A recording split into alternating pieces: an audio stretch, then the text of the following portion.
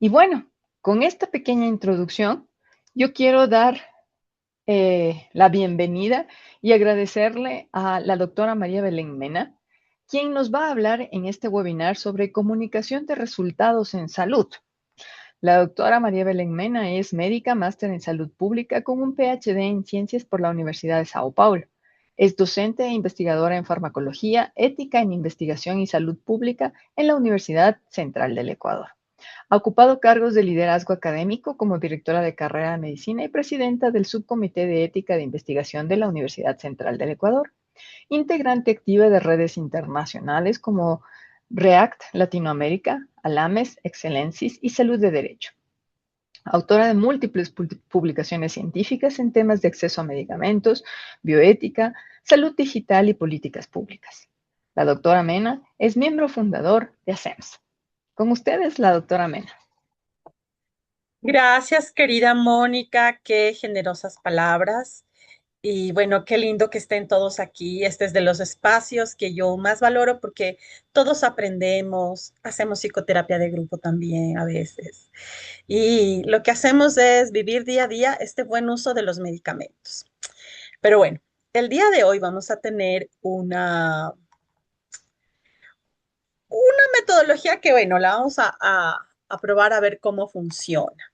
Quiero hablarles hoy de las estadísticas en salud. Eso, ya.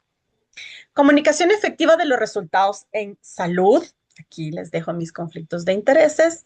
Esto solo es un ejemplo hipotético. Cualquier parecido con la realidad es pura coincidencia.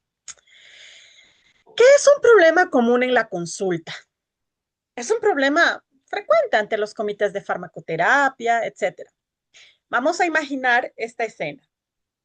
El doctor le dice a su paciente, don Juan, buenas noticias. El nuevo medicamento Oncolife tiene un riesgo relativo de 0,33. Es decir, es 67% más efectivo. Tiene un valor P menor de 0,0001 comparado con placebo. Tú como paciente escuchas de eso y el paciente Juan dice, 67%, wow, eso suena increíble. Venderemos la casa si es necesario. ¿Y los eventos adversos? El doctor normal le dice, ¿no? Como toda quimio. NNT de 2 para náusea, 46 para pancreatitis, vómito, diarrea, normal. Se administra cada semana, solo debe estar un día hospitalizado. Paciente, wow, ¿ya? Por favor, tómele foto, tome nota de esta, de esta situación problemática. En la consulta le dice el médico 67% de ser más efectivo porque tiene un riesgo relativo de 0,33 y con estos valores de eventos adversos. En este momento nos vamos a ir a unos pequeños grupos, vamos a hacer algunos grupos en la sala, tal vez 7, tal, no sé, y voy a dejar de compartir ahora. ¿Y qué es lo que vamos a discutir en los pequeños grupos? Van a tener 5 minutos para anotar los términos que no sabemos, a tomar una decisión con lo poco de información que tengamos, a decir qué datos nos faltan para tomar una decisión informada. ¿Ya? 5 minutos nos vamos a ir, todos los grupos van a participar, más o menos vamos a estar entre, voy a 10 hacerles aquí grupos voy a algo, hacer. 10 grupos. Ya. Tú Sí, los haces, estamos, sí, gracias, entre Mónica. 6 y 5 personas están Ya, por grupo. perfecto. Y es más, voy a colocar aquí en el chat el problema, ¿ya? Y lo que podemos. Muy bien, ¿cómo les fue? Pues algo bien, doctora, diría, aunque fue interesante que conviviéramos con más gente diferente. Ah, qué bueno, qué bueno, qué lindo, Richard, lo que nos cuentas. No vamos a hacer de cuenta que algún día los que son estudiantes todavía, pues serán parte del comité de farmacoterapia y entonces tendrán que resolver esto en la vida real. Así que vamos a. Entonces, les pusimos esta situación problemática. eh, un profesional de la salud que dice, tengo un nuevo fármaco que tiene un riesgo relativo de 0,33. Lo traduce como esto es 67% más efectivo con un valor de P súper pequeño, 0,0001. Y el paciente, ¿qué escucha? El paciente, el comité de farmacoterapia, a veces el interlocutor, no la otra persona que está recibiendo el mensaje. 67%, wow, eso suena increíble.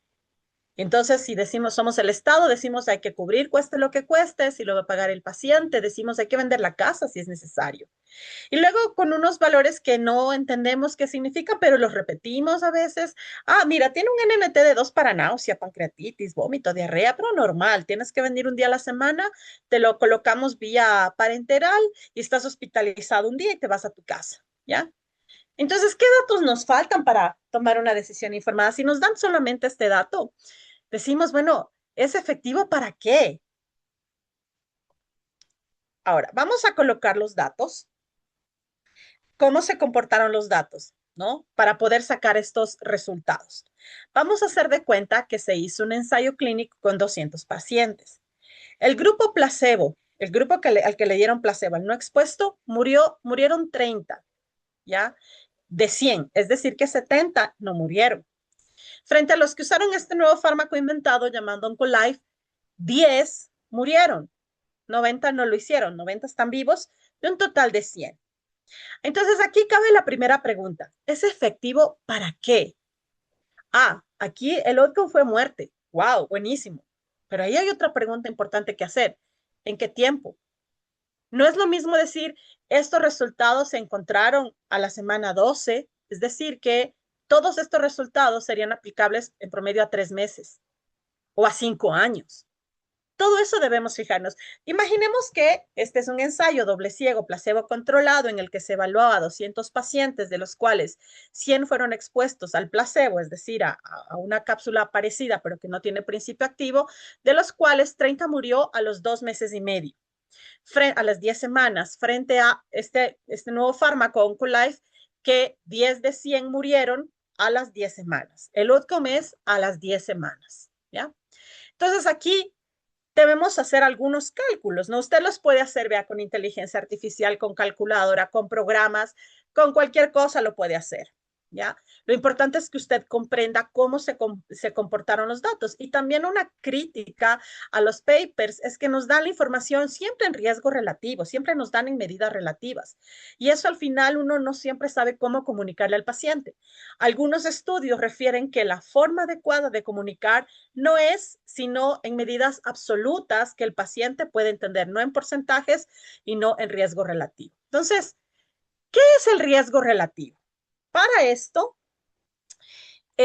yo hice en algunos lugares, hice con caras, le pedí a la inteligencia artificial que me ayude a hacer con dibujos, me pasé toda la tarde viendo cuál es la mejor forma de entender.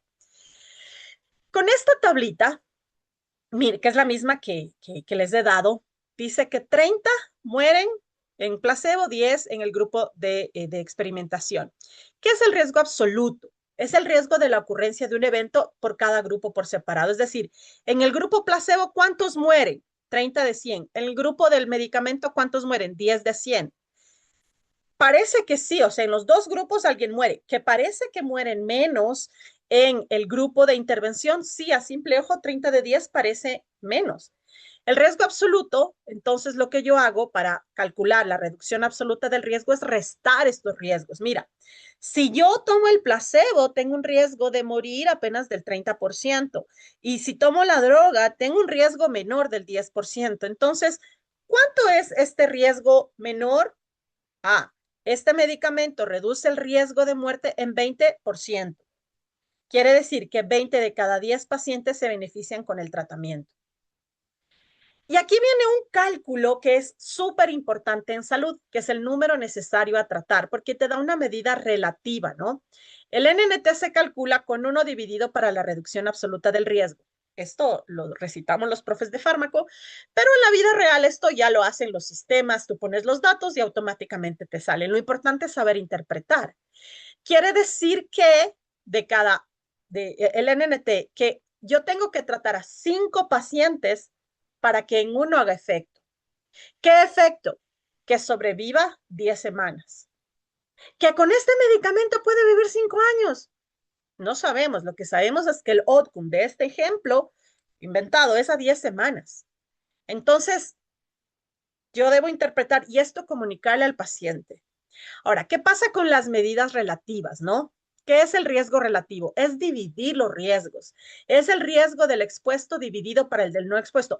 Frente a que la reducción absoluta del riesgo se restan los riesgos 30 de 10, en el riesgo relativo se dividen los riesgos 0,10 a 0,30.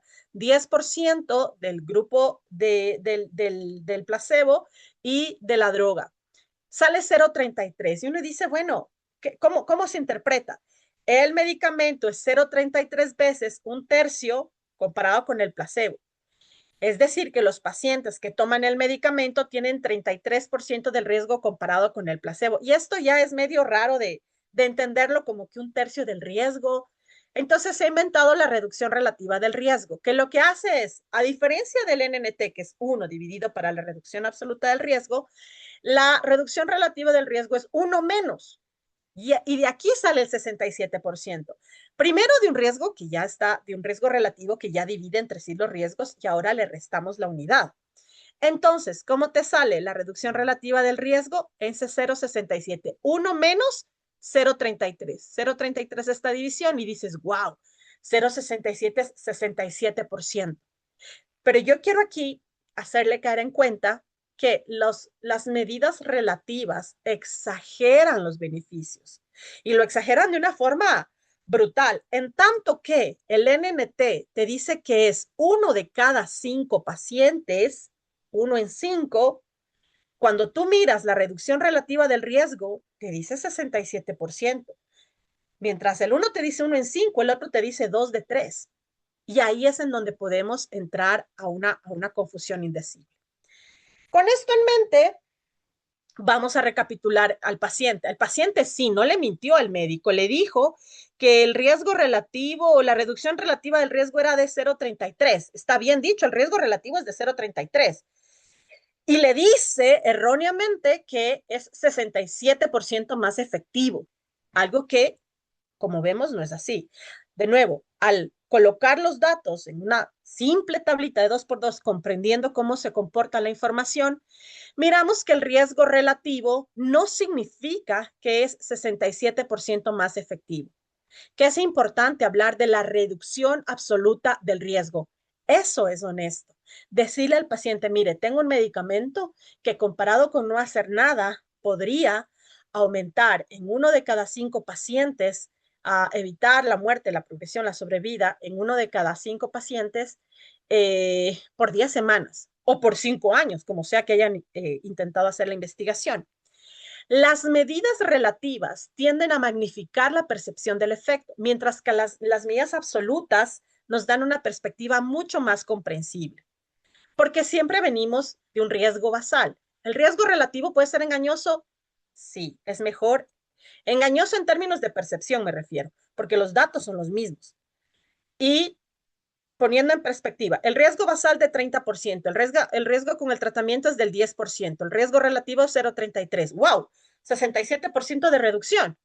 Pero cuando tú usas los mismos datos para ver medidas absolutas, dices, bueno, partimos de un riesgo basal del 30% con el placebo, de un riesgo con tratamiento, porque también puedo morir, aunque menos, pero puedo morir 10%. Es 20 de 100, eso es 1 de 5, el NNT es 1 de 5. En este caso clínico, ¿cómo podemos comunicar de forma honesta, transparente, con claridad y empatía? No solamente mirando los datos, sino tratando de informar de una forma que mira, si un profesional de la salud utiliza la reducción relativa del riesgo y no el NNT, sí, está presentando los mismos datos, pero le está confundiendo al paciente. Y probablemente yo como paciente quiero tener toda la información en un lenguaje que pueda comprender. Imaginemos a este mismo paciente de 65 años con adenocarcinoma, después de 3 líneas de quimioterapia. Él es un paciente con escasos ingresos, su casa, su patrimonio, su vida cuesta $80,000, no tiene seguro médico privado, 2 hijos adultos con sus propias familias. ¿Cuál es la propuesta? Darle un tratamiento que cuesta 150 anual, que el paciente tiene que ir un día a la semana, quedarse todo un día en la quimioterapia y que cuesta el doble de lo que representa su casa, asumiendo que el Estado o el gobierno no le pueda dar. Lo que hemos visto, ¿no? Las medidas relativas, absolutas, es importante tener en cuenta y dar las medidas absolutas antes que las relativas. En cuanto a eficacia, ya nos queda claro lo que hemos calculado. 20% de reducción del riesgo en NT de 5. De cada 5 pacientes, en uno hará efecto. ¿Efecto para qué? Para sobrevivir al menos 10 semanas o 5 años, lo que diga el estudio que estemos analizando. Pero ¿y qué de los eventos adversos? ¿Qué del balance riesgo-beneficio? Me está diciendo que el NNH es de 50%, que los vómitos, 1 de cada 2 personas va a vomitar. 1 de cada 3 va a tener náuseas, 1 de cada 6 va a estar con somnolencia y 1 de cada 46 va a tener pancreatitis aguda. Uno debería sopesar, ¿no? El médico debe informar, pero el paciente también dice, a ver, me van a dar un medicamento que probablemente me tenga o vomitando, o con sueño, dormido, o con náusea, o hasta me puede dar pancreatitis y me muero de eso. A cambio, me ofrece 1 en 5 la posibilidad de que yo sobreviva 10 semanas. La cantidad de pacientes que debe ser tratado para que uno experimente un efecto adverso parece ser más probable que yo me beneficie del beneficio, ¿no? Valga la redundancia. Entonces, ¿qué podríamos hacer? Propuesta inicial. Doctor Ramírez le dice, mire, tengo un estudio que muestra un riesgo relativo de 0,33%. La esposa le dice 67%. Y esto siempre los pacientes te van a preguntar. Es decir, que tengo un 67% de probabilidad de mejorar. Y aquí es en donde debemos ser claros y no malinterpretar, ¿no? ¿Qué podría decir? 150,000 al año es nada, la vida no tiene precio, debemos agotar toda medida posible. Por último, hagámoslo en juicio al Estado, etcétera. Vendamos la casa, porque si es tan efectivo, yo lo quiero. El problema aquí es la interpretación. Digamos que usted es parte del comité de farmacoterapia y llega este caso para que usted explique al paciente o al comité de farmacoterapia. Y usted aclara algunos malos entendidos. Esto ocurre en los países, es como se debería hacer.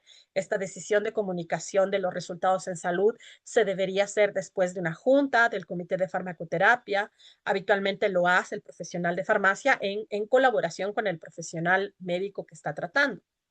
Y aquí es en donde viene su rol, sea como médico, sea como farmacéutico, aclarar el malentendido, que el riesgo relativo de 0,33 no significa que es 67% más efectivo. Decirle en un lenguaje comprensible. Y aquí viene el lenguaje comprensible. De cada 100 personas que se tratan, 70 habrán fallecido y 30 estarán vivas a los 5 años. Si es que la medida es 5 años. Ahora, si la medida es 10 semanas, tenemos que decirle que son 10 semanas. No, a veces dicen, no, pero es que no se ha demostrado de pronto y este es el milagro. Y aquí hay que ser muy, muy críticos y objetivos, ¿no? Porque si la evidencia no ha demostrado que se sobreviva a 10 años, el derecho, y siempre se nos dice, no, la ausencia de evidencia no es evidencia de ausencia. Sí, pero es que eso es tomar decisiones basadas en la falacia de la ignorancia. Esto es, tomar decisiones en base a lo que no sabemos. Es que no sabemos, póngase y se cura. Eso es un milagro. Si Dios hace milagros, no creo que necesite el fármaco de $150,000 para hacerlo, ¿no? Entonces uno debe, como comité de farmacoterapia, ser súper crítico con estas estadísticas y hacer una diferencia entre lo que se quiere, se puede y se ofrece. ¿Cuántas veces los pacientes terminan demandando al Estado porque no comprendieron bien el mensaje que les dio el profesional de la salud o que leyeron por ahí en algún Google, googleando, que suele pasar con frecuencia? Entonces es importante que el comité de farmacoterapia se involucre y le diga al paciente en un lenguaje que pueda entender. Traduciendo mismo las estadísticas, con Oncolife, sin Oncolife, perdón, sin Oncolife, 30 estarán vivas a las personas con tratamiento, 30 estarán vivas a los 5 años, 70 habrán fallecido. Y, aquí está al revés, perdón, me he equivocado. Con el medicamento viven más que con el placebo. Entonces, al final, concluyo esta matriz que debería ser el comité de farmacoterapia al momento de informar los resultados en salud. El riesgo absoluto, decirle al paciente, mire, este medicamento reduce la mortalidad del 30% al 10%. Hay un 20% de ganancia. 20 de cada 100 pacientes se benefician, 1 de cada 5 se beneficia, pero lo más importante, ¿se benefician en qué? No es lo mismo a 5 años que a 2 meses, que a un mes, que a 10 años, ¿sí? Entonces hay que también traducir la variable de desenlace clínico, el outcome que está estudiando el ensayo clínico. Cuando uno habla, y esto con tristeza puedo decir que muchas veces la visita médica o que los papers tampoco estamos exigiendo que nos pongan medidas absolutas, ¿no? Decir que OncoLife X reduce el riesgo en 67% puede ser engañoso. Y decir que 67% es más efectivo, esto es incorrecto y es engañoso. Conclusión, miremos medidas relativas y medidas absolutas. Hay un estudio súper interesante que intentó decir, bueno, tanto porcentaje, ¿qué es probable o posible? ¿No? En nuestro idioma español, incluso según el nivel educativo, puede ser eh, difícil de ver la diferencia entre probable y posible. Entonces, de esta revisión sistemática, identificó qué términos tienen interpretación confiable entre profesionales y pacientes. Es decir, le tomaban un grupo de pacientes y les preguntaban, bueno, si algo tiene una probabilidad del 20%, del 10 al 30%, ¿qué tan probable es que usted sienta que va a ocurrir? Ellos decían es improbable. Con un beneficio del 10%, muy improbable, del 20% improbable, es posible 40%, es probable 70%, muy probable el 90%, ¿no? O sea, si algo mejora en 90%, ¿no? Eso es enorme, 50% ya es enorme. Entonces, esto es lo que deberíamos intentar aplicar a nuestro caso, ¿sí? Ahora, quiero que de nuevo le tomen la foto. Aquí intenté hacerle con caritas, qué pasaba con placebo y demás, pero no me salió tan bien como quería. Entonces, quiero que tome usted en cuenta esta tablita y se van a volver a ir a los grupos. Ya esta, ¿ya? Se van a volver a ir a los grupos y van a actuar. Dentro del grupo van a escoger. Vamos a hacer un juego de roles. Ya, le tomaron la foto a esto, si no, pues ya le voy a tomar aquí le voy a poner en el chat. Y no, puedes por favor habilitarme para poner el chat del grupo de la reunión. Ya, ok, ya. Entonces, vamos a irnos a las salas en los pequeños grupos, ¿sí? Le vamos a dar un premio al que participe, así que no se preocupe, va a reclamar los premios en la SEMS o conmigo en la Facultad de Medicina. En este mismo paciente, ya conociendo cómo se comportan los datos, uno va a ser el paciente, otro va a ser la esposa, otro va a ser el médico y otra persona va a ser el profesional del comité de farmacoterapia, ¿ya? El esposo con las dudas legítimas, la esposa, por supuesto, siempre pensando en el bienestar del esposo, el médico que insiste y perjura y jura y perjura que es 67% de mejoría, y el del comité de farmacoterapia, el que dice desde todas estas perspectivas, por ahora solo estadísticas de beneficio, riesgo, beneficio, ¿ok? ¿Sí? ¿Sí? ¿Todos?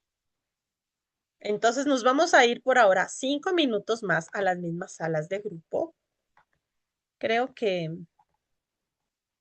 creo Sí, que puedo ayudar. ahorita les estoy asignando. Ya, vamos. Todos Vamos a van a ser entrar a las... asignados aleatoriamente. A ver, grupo 5. Mashenka. Saque la cara por nosotros, Mashenka. Cuéntenos cómo se comportó su grupo, cómo estuvo el médico, quién fue el paciente.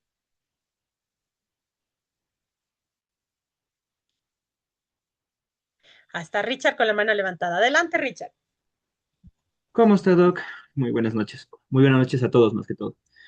Pues no soy del grupo 5, pero con mi grupo, la verdad, sí nos pusimos de acuerdo. No sé si tal vez podemos hacer el ejemplo. Bueno, perfecto. Ya tenemos un grupo ganador. ¿Qué grupo eres, Richard? La verdad no sé, pero mis Creo grupos que ya... somos el 10. El 10. El El 10, 10. Ajá, ajá. Con Brian Verdugo, Israel Pachucho, Carola Bautista, Richard Medina, Sofía Yuxi, muy buena estudiante. Yadira Las Luisa y Yolanda Zapata, la doctora Zapata, muy buena estudiante. A ver, cuéntenos, ¿cómo les fue su grupo? O sea, la verdad con los datos que nos dio usted y con lo que nos dijo, o sea, nos pusimos en la posición más que todo, porque creo que todos hemos, antes de estar involucrados en esto de medicina, hemos tenido tal vez esa impresión ante médicos que nos dan la cura ideal. Entonces, en ese sentido, creo que sí nos pudimos relacionar bien y pudimos sacar algo. No somos actores, ¿no? Pero, Muy bien. ¿Quién fue el médico? o sea, yo. Muy bien. ¿Quién fue el paciente? Yo. Israel, muy bien. ¿Quién fue la esposa? yo no. Muy bien, Carola. ¿Y quién fue el farmacéutico? El del comité de farmacoterapia. Yo, doc. ¿Quién? Yo, Sofía. ¿Quién? Sofía. Ah, Sofía Yuxi, muy bien. Ya, a ver, cuéntenos así rapidito, Richard, ¿qué concluyeron? Bueno, como en general, como conclusión, eh, a ver, si tomamos en el papel de que si yo era el médico, obviamente que le pintaba maravillas y hasta ahí, pero con el comité de ética le pudo dar una, o sea, siempre es necesario este tipo de intervenciones para que las personas tomen digamos, una buena elección, más que todo que no estén sesgadas a lo que dice, como nos creemos lo de los profesionales de salud, no esté sesgada solamente a su opinión, sino esté a una opinión que da beneficio más al paciente, no al médico. Entonces, en ese sentido podemos dar una conclusión de cierta manera. Obviamente hicimos como Ujú, dramatización, ¿no? sí, sí, sí. Al final, la doña Elena agradeció la honestidad, tanto del comité de ética, en este caso de, farmacovigilancia y todo esto, y con esta información pudo ayudar a que también el paciente, que es obviamente su esposo, pueda tener una mejor medicación a largo plazo y que pueda adaptarse no solo a valores tenues, digamos, o con falta de información. Ujú, muy bien. Solo una pequeña precisión, Richard. No es comité de ética, aunque a Bueno, veces podría ser.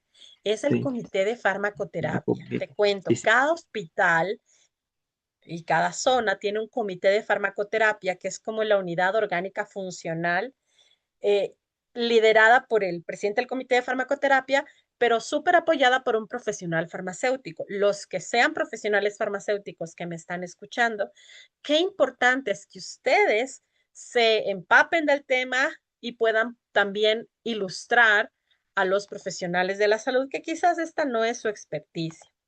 Y bueno, les cuento qué es lo que pasa en otros países, ¿ya? En otros países podría pasar estas escenas, ¿no? Vamos con los efectos adversos. En este caso, el dibujarle una barra así, decirle, mire, si 100 personas toman este medicamento, la mitad va a tener vómito, un tercio va a tener náusea, uno de cada 17 va a tener sueño, dos de cada 100 van a tener pancreatitis. Hablarles del beneficio, el beneficio sugerido y el daño real que puede causar. Decirle algo así, por cada paciente que se beneficia por el tratamiento, 2.5 van a tener vómito. La probabilidad de sufrir vómito es 2 veces más que el beneficiarse con el medicamento. Y creo que es importante la dimensión económica. Y decirle, doctor, o sea, ¿qué le dice el paciente? Pues, doctor, no tenemos plata, no tenemos $150,000, tenemos que vender nuestra casa, pedir préstamos a nuestros hijos. Y aquí es importante el involucramiento de todo el equipo de salud. En este caso es el profesional farmacéutico el que, como secretario técnico del Comité de Farmacoterapia, está orientando esta discusión ficticia, ¿no? Algo así como, Doña María, eso precisamente es porque es tan importante entender números reales. Si el medicamento tuviera alta probabilidad de beneficio, tal vez podría considerarse el sacrificio, pero estamos hablando de una probabilidad de beneficio de 1 en 20 versus una probabilidad muy alta de eventos adversos significativos. Decirle la verdad y el tema del costo sí es importante, ¿no? Entonces, en blanco y negro, ¿cómo es el asunto en este caso? El costo es casi el doble de su casa, es vender su casa y endeudarles a sus dos hijos para tener una probabilidad de 1 en 5 de vivir 10 semanas. Si fuera a vivir 10 años, de pronto ese es otro escenario, pero es vivir 10 semanas. Y luego uno debería hablar el impacto sobre la calidad de vida, los vómitos, la somnolencia, el impacto familiar, las deudas. En este caso, lo que soñaríamos, los comités de farmacoterapia que ocurra con los profesionales médicos. Nos encantaría que el médico tenga un momento de honestidad profesional. El doctor Ramírez frente al farmacéutico le diga, llevo 20 años practicando esta especialidad y me han enseñado algo fundamental. Creí que el 0,33 era 67% de eficacia, pero no ha sido así. Ha sido apenas 1 en 5 el NNT. Y depende del outcome, ¿no? Del dato así regado. Y yo les animo a algo, a todos los que nos están oyendo. Hay un estudio hecho en Canadá y dice que el 90% de médicos canadienses no pudo interpretar el valor de P ni el intervalo de confianza. Es frecuente, los profesionales de la salud, en especial los médicos, no siempre están formados para esta complejidad y de allí la relevancia de los comités de farmacoterapia, ¿no? Una medicina que sea centrada en el paciente y no solo en las estadísticas. Y la decisión informada. ¿Qué podría pasar con el paciente? Y esto, insisto, dependiendo del outcome, ¿no? Cuando los pacientes comprenden verdaderamente los números, pueden tomar decisiones alineadas a sus prioridades, a sus valores y a su contexto. ¿Qué podría decir Juan? Y no debería ser menospreciado ni tener menos calidad de la atención ni nada. Y de allí la importancia de nosotros como profesionales de la salud. Mira, si alguien no se quiere poner la vacuna, o sea, te puedes parar de cabeza, hacer lo que sea, ya, no se quiere poner la vacuna. No por eso le debemos cerrar la atención. Debemos intentar darle una atención integral también, a pesar de que rechazó una intervención. Lo mismo pasa en este caso.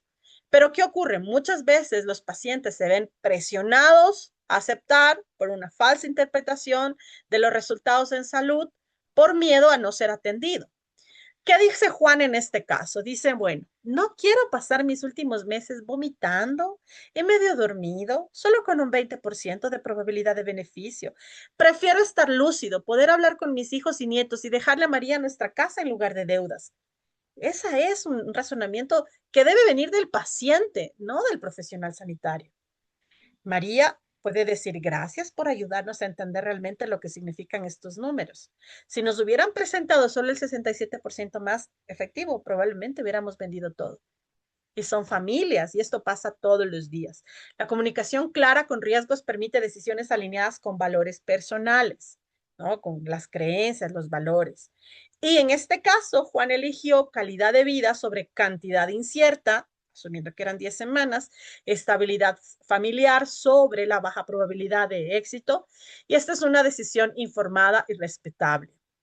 Voy a brevemente hablar, antes de pasarle la palabra a alguien que estaba hablando allí, principios fundamentales de la comunicación de los resultados en salud en medicamentos. Evite las medidas relativas. Use frecuencias naturales. Combina términos verbales con números. Probable más de 20 de cada 100. Presente beneficios y daños, siempre. NNT de tanto, NNH de tanto, pero de una forma que el paciente pueda entender. Evite lenguajes de certeza. Use probabilidades, no garantías. No, usted no puede garantizar nada. Lo único que medio podemos intentar decirle al paciente es que los datos que tengamos, poco o mucho con los limitados que son, es importante considerar el contexto individual, los valores, la creencia, etcétera, y fomentar estas decisiones compartidas. No es mi decisión. Necesitamos que el paciente logre tomar información, decisiones basadas en una información que pueda entender. ¿Qué no deberíamos hacer? ¿No? Este medicamento reduce el riesgo en 67%, que sí deberíamos hacer en este caso, 20 de cada 100 se beneficiarán. Decir cosas como definitivamente funcionará. Es probable que prolongue su vida 10 semanas. Presentar solo riesgo relativo o reducción relativa del riesgo. Malo. Igual, cuando usted publica un artículo, exija NNH, NNT. Ignorar el contexto socioeconómico. O sea, eso es por demás algo que no debemos hacer. Hay que considerar valores, recursos, prioridades. Debemos evitar usar lenguajes de certeza absoluta. En su lugar, lenguaje probabilístico honesto. Honesto. Presentar beneficios sin mencionar los daños. Eso es presentarte solo una parte del problema no está bien. Eso también es mentir. Uno debe equilibrar, ¿no? La medicina basada en evidencia no es solo conocer esa evidencia, es traducirla en información que permita a los pacientes tomar decisiones basadas en sus valores. Concluyo brevemente con esta frase. No basta con conocer los números, debemos traducirlos en un lenguaje que permita a nuestros pacientes tomar decisiones que honren sus vidas, sus valores y sus circunstancias. Independientemente de la decisión que el paciente tome, no deberíamos intentar incidir. Yo les animo a leer estos artículos, en especial este de Hirenser, no sé cómo se pronuncia, muy didáctico, muy bonito, muy didáctico, la verdad. A continuación, no sé, César Masache, te vi con la manito levantada. Qué gusto, César. Bueno, Belén, ¿qué tal? No sé si tengo tiempo para dar una opinión, un comentario. Si es que no tengo tiempo, mejor no prefiero no hacerlo. Ahí lo dejo. Tú me dices si lo puedo hacer o no. O sea, sí, no sé, hágale. Vete cuchillo, Bueno, saca tripa. Dele. bueno, primero, qué gusto verte, aunque sea por este medio, mi estimada María Belén. Y la verdad que es grato para mí ser parte de estas charlas y topar estos temas que son muy importantes. Pero mira, bueno, en mi grupo, en resumen, acordamos en que falta información, faltan más evidencia para tomar una decisión. Eso en resumen la conclusión del grupo. Y un comentario mío, mi estimada María Belén, y todos los que estamos aquí en esta charla tan buena, tan bien presentada, es que hay un gran paraguas, mi estimada María Belén, en la toma de decisiones, ¿sí? Que quizá una parte es el tema de ver la evidencia, ver los estudios, ver los casos, ¿verdad? Ver las artículos científicos. Pero el tema es que, por ejemplo, es el sistema de atención de salud de los países, en donde los errores en el sistema de salud es lo que suele provocar que un tratamiento no funcione o que no haya medicación en los hospitales. Y eso, tomando en cuenta que tenemos dos sectores, público y privado, María Belén. En el público tenemos un cuadro básico de medicamentos en el cual el médico posiblemente no tenga de dónde escoger y tome lo que ya está comprado. El comité de farmacoterapia, en la mayoría de hospitales que he podido ver y podido escuchar, la mayoría se vuelven en comités de compras, María Belén, en donde Ujú, compran el producto y se basan principalmente en el tema de precios, ¿ya? Va también el tema de diagnóstico. Un buen diagnóstico te da un buen tratamiento también, pero la mayoría de profesionales no tienen tiempo para hacer un diagnóstico adecuado porque tienen que ver 20, 30 pacientes cuando quizá lo recomendable es que vean de 10 a 12 pacientes, sí, que se demoren de 30 a 40 minutos por paciente, se demoran menos. Entonces, todo esto, María Belén, es lo que va impactando, lo que va influyendo para que la atención en salud en otros países no sea eficiente y se vuelva luego muy costoso. El público lo paga el gobierno, el privado de tu bolsillo. Entonces, yo creo que esto va mucho más allá de un artículo, de unos datos. Es que el sistema debería ser diferente, que haya políticas precisas, efectivas, para que pueda ser una atención de salud adecuada. Esto es un criterio personal, mi estimada María Belén. Gracias por la presentación. ujú. Muchas gracias, César. Sin duda, mirar el contexto completo es mucho más abarcativo. Yo suelo decir, quien crea que la salud es acceso a medicamentos, tiene una visión bien restringida del derecho a la salud. El derecho a la salud es todo, mucho más. Esto apenas es la capa más delgada de la cebolla, pero hay más capas que si no están solventadas, nada va a funcionar. Si no consigues un turno para que te den un diagnóstico, puedes tener el fármaco más caro, más barato, bueno o malo. Nunca llegaremos al comité de farmacoterapia a tener estas discusiones. Y luego también el mea culpa, los comités de farmacoterapia deben transformarse de un comité de compra loca a un comité de análisis. Soñamos algún día que los departamentos de los comités de farmacoterapia sean mucho más robustos, ¿no? Así que bueno, eso ha sido por hoy un ejercicio así como más teórico práctico. Espero que les sirva. Les dejo los materiales. Practíquenlo. Seguramente después de esta conferencia se olvidan los cálculos, pero siempre pueden regresar a consultar. Muchísimas gracias, queridos colegas.